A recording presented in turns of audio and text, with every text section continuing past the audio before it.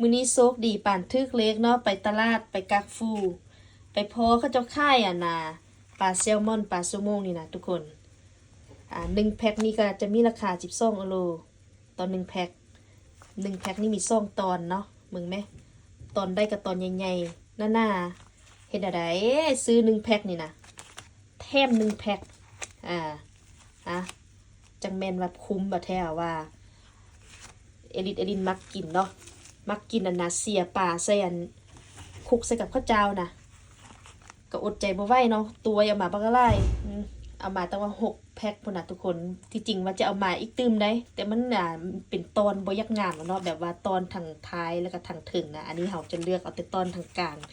ตัวข้องป่าเนาะมึงแม่อ้ายจังแม่น